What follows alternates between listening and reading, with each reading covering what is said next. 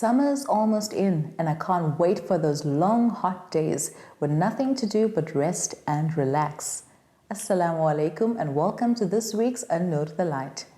We kick off this week's episode in Igoli, the city of gold, more specifically Soweto, where an enterprising bunch of young guys have started a thriving yet soulful business.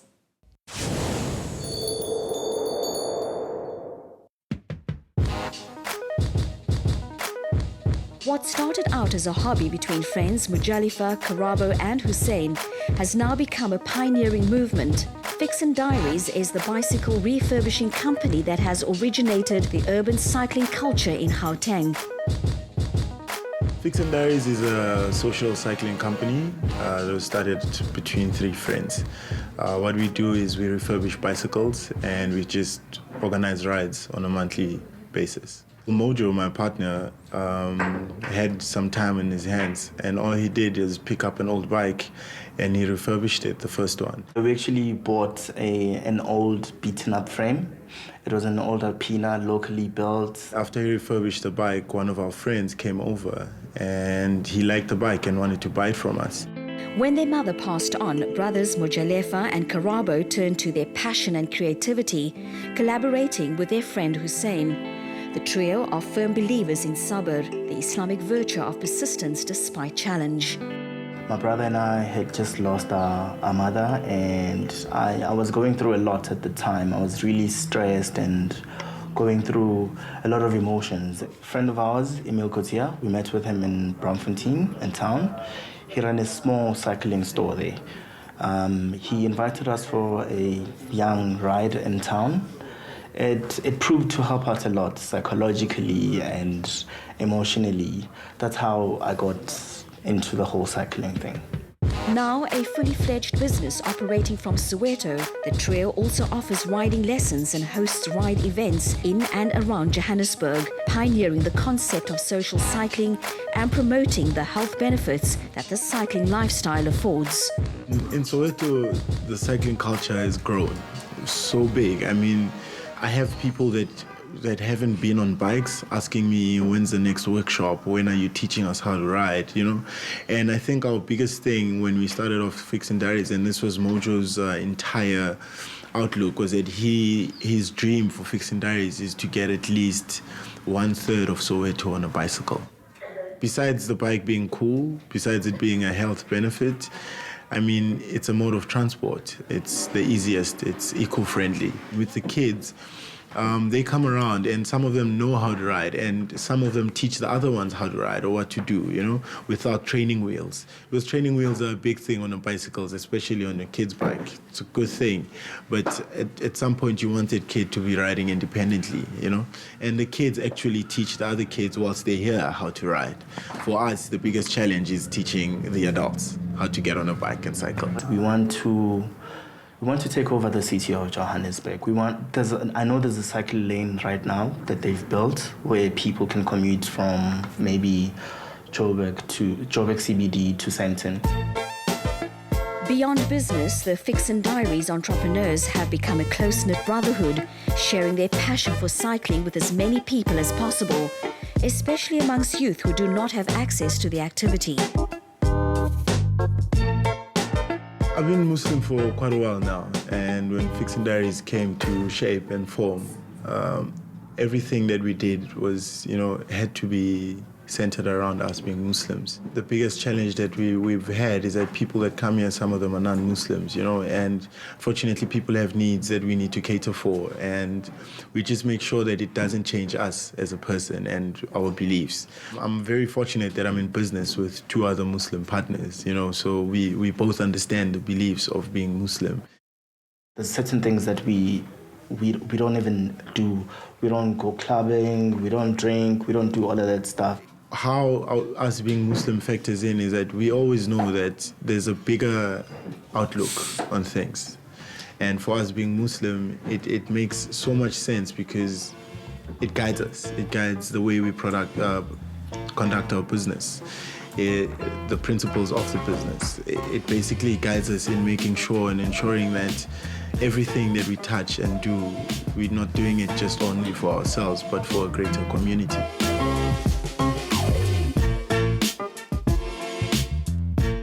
Many of life's hardest lessons often come with its greatest gifts, breeding the patience to persist in the face of challenge. With an already firm grasp of the importance of sabr, the Fixin Diaries team are set to grow from strength to strength.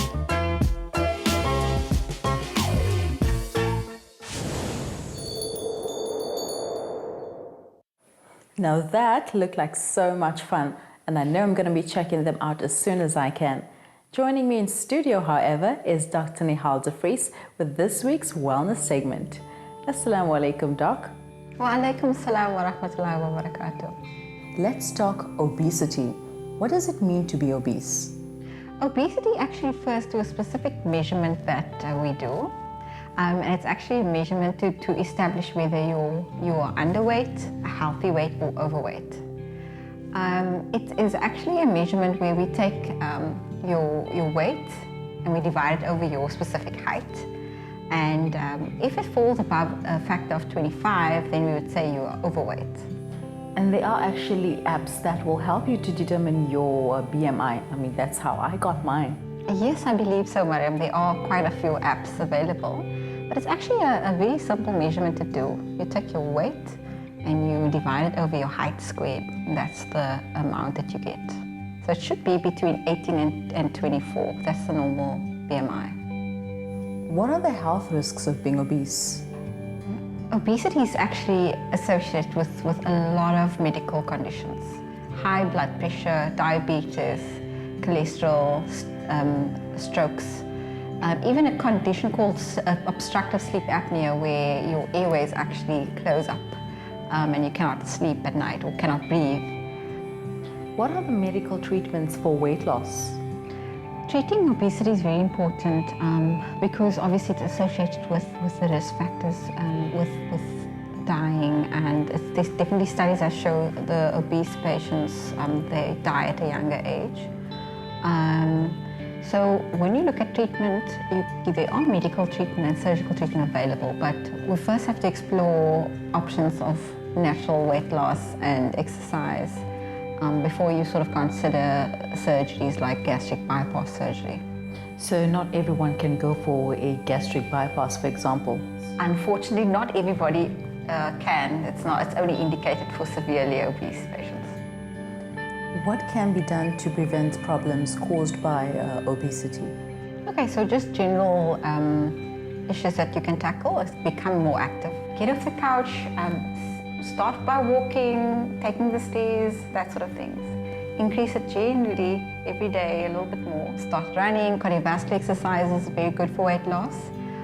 Improve your diet. And then the other thing is like quit smoking and also sleep more, because there's a lot of studies that show with people that have lack of sleep is actually associated with obesity. Jazakallah, Doc, for always availing yourself and for the advice. It always helps us lead healthy lives. It's always a pleasure, Mariam. Thank you so much for having me on the show.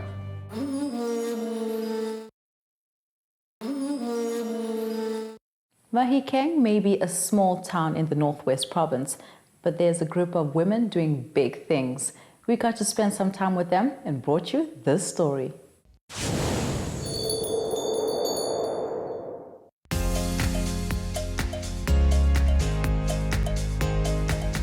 The Conveyors of Hope organization was founded in 2013 by a group of young women from the town of Mahikeng. They aim to promote the social, educational, environmental and cultural needs of the town and surrounding community. Conveyors of Hope is a non-profit organization that we've started in Mahikeng. We're a group of young women that have basically come together every month to donate money and to give back to the community. At the moment, we are made up of 7 women.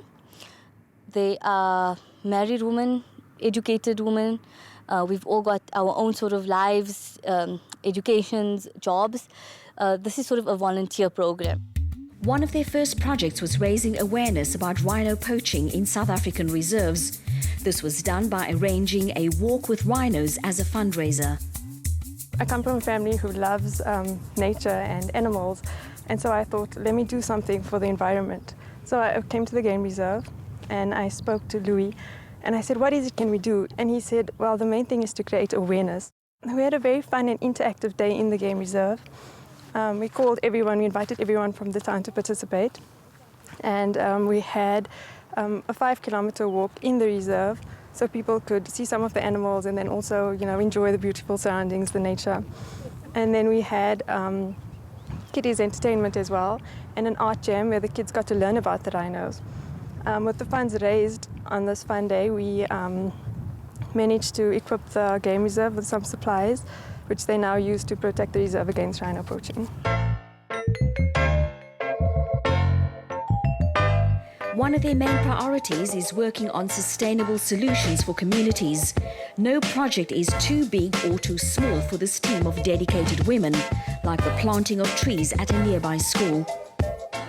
The idea of each project was that each girl gets to choose any cause, anything that she wants. It doesn't matter religion, color, even fractions in religion. If a place has a need, we will go there. One day on my travels between Johannesburg and Mafeking, I actually passed the school and we thought to ourselves, this place looks terribly boring and it needs trees. So when they were busy with COP21 last year, there was this campaign where they were planting 21 trees 21 days before COP. So we thought, okay, this is a perfect chance. Let's do for our 21 trees this the Roygrond School. As part of a back-to-school drive, the organization identified underprivileged children at the Iqra Islamic School in Mahikeng and put together care packs for each child that could be used in the new school year. The Iqra School being not a government school or a private school. Iqra School is one of those schools that the new community members have come together to sort of build. So we help them a bit more because we feel like the members on the board of Iqra would like our fathers, father-in-laws, people like that. So we want to sort of give them a little bit more than we do the rest of the schools because they're not funded anyway. I came across Conveyors of Hope in 2013. They came and distributed school uniform to some of our disadvantaged children. Also that year, they came and give them gifts. And what I like about them, our school is accommodating Muslims and non-Muslims, but with them, children are children. They just give to everybody who is disadvantaged. And again, this year, we had a fundraiser. They were part of that committee to fundraise for our new building. Inshallah, we will be moving to the new building beginning of the next term. We don't only give stuff, we also sort of do an engaging art project or an activity where the kids can also get involved. We did the Ramadan shoebox project last year, where we did 67 boxes for Mandela Day. And we had the kids make their boxes, and then it was individual, they put their names on, then they gave it back to us, and we put their gifts in, and then at Eid we delivered it to them. So that was a very nice project. So we like to do things like that where the kids feel like they're involved as well. One of the things that we always say is that a person needs to have a purpose, and you need to be of use. There's no point to just pass your time and live for yourself because you need to leave a legacy behind. As true conveyors of hope, the women believe in purpose of action and positively impacting lives. It is with this in mind, along with commitment and vision, that the Conveyors of Hope team continue enriching the community of Mahikeng. I cannot count the many times I've mentioned how proud I am of our Muslim community in South Africa, and the ladies of Conveyors of Hope have once again affirmed this. Well done, and shukran for raising the flag of caring Muslims in South Africa. Next month's events calendar is up next.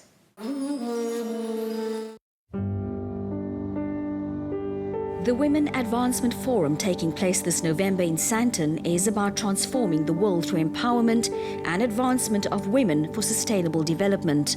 For an opportunity to meet other like-minded individuals, don't miss an exciting event that recognizes and celebrates women's achievements in socio-economic and political environments.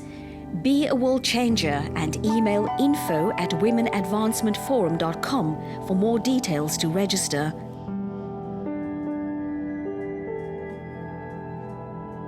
The Prophet ﷺ said, "Give charity without delay, for it stands in the way of calamity."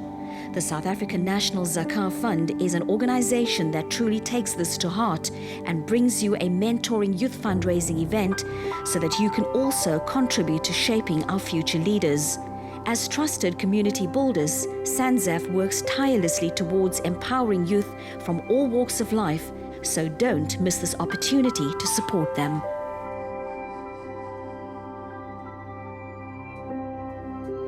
Port Elizabeth, this one is for you. The Madrasa Mansoor Jalsa is an annual community event taking place in Malabar that will showcase talented children right on your doorstep. This certainly is an exciting event the whole family can attend with guest speakers, entertainment and wonderful refreshments on offer. Support local and support the children in your community by attending this fun-filled event.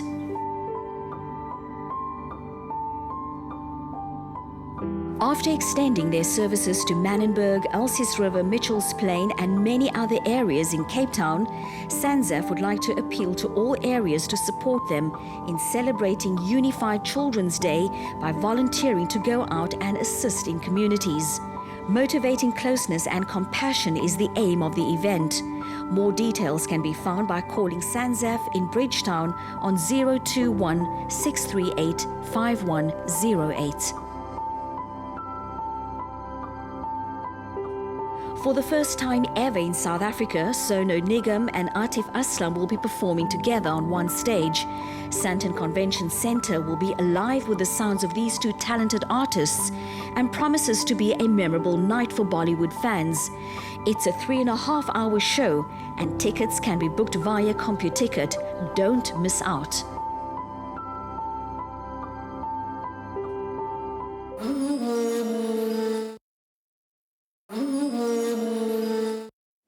Please don't forget to send us your events as early as possible. As the year comes to an end, everything quite literally shuts down, and we wouldn't want to miss out on any great things happening in your area. Samira Rawat is standing by with this week's recipe. Assalamu alaikum. I am Samira Rao. Today I'm going to be sharing with you a family favorite recipe, the chicken jalapenos. This recipe was given to me by a family friend who traveled for a year, and while on his travels in Pakistan, he had got this recipe, which is extremely scrumptious. So I'm going to be sharing this recipe with you. For this recipe, our ingredients are 1 chicken cut into small pieces. I like my chicken cut into smaller pieces, so the flavor gets into the meat. 2 medium onions, 2 to 3 tablespoons of ghee. I have a bit extra in case we need. 1 teaspoon of salt. 1 heaped teaspoon of ginger garlic paste, 2 to 3 teaspoons of coarse red chilies, and our jalapenos. I like to slit some jalapenos and keep some whole so the flavor goes into the meat and you get strongness into the food. And then 5 quartered tomatoes, and we have fresh coriander for garnishing. Now we're going to be switching on our pot, so to get our pot a bit hot.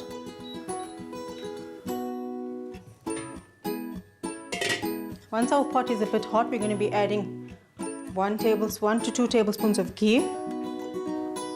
With it being cold in Joburg, our ghee stays hard. Once our ghee softens, we're going to add in our onions. Our onions, we're not going to get them brown, we're just going to soften them.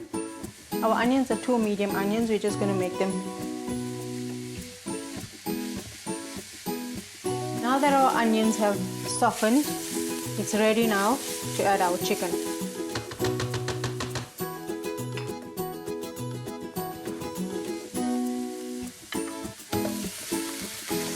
After our chicken, we're going to be adding some salt,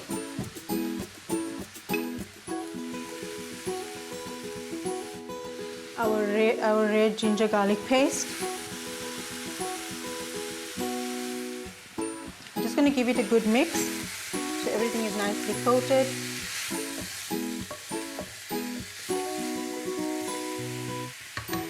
Once everything is done, we add our jalapenos. I like to place mine in my pot. We close our pot and leave it to cook for about 10 to 15 minutes till our chicken whitens. Now that our chicken has been cooking for about 10 minutes, it's got a nice brown color. It's time to add our tomatoes. Give it a final stir. We're going to be adding our tomatoes. We don't want our tomatoes to get too soft. That's why we add them towards the end. And we're going to be adding our red chilies powder. We leave this to cook for further 5 minutes, and then our jalapeno chicken is ready to be served. And now that our tomatoes are in for 5 minutes, our chicken should be cooked and ready to be served. Just going to give it a final stir.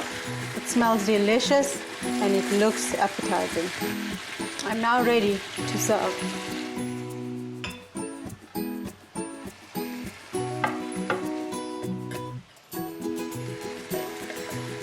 I love to place the chicken pieces at the bottom and then the jalapenos and the tomatoes on the top. I hope you enjoy making this recipe of mine.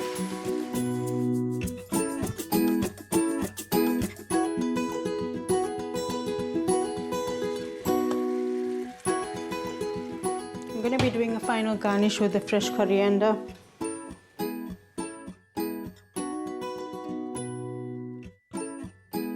So now our dish is ready to be served. Jalapeno chicken can be served with a sour milk dali as a side to make it a bit saucy.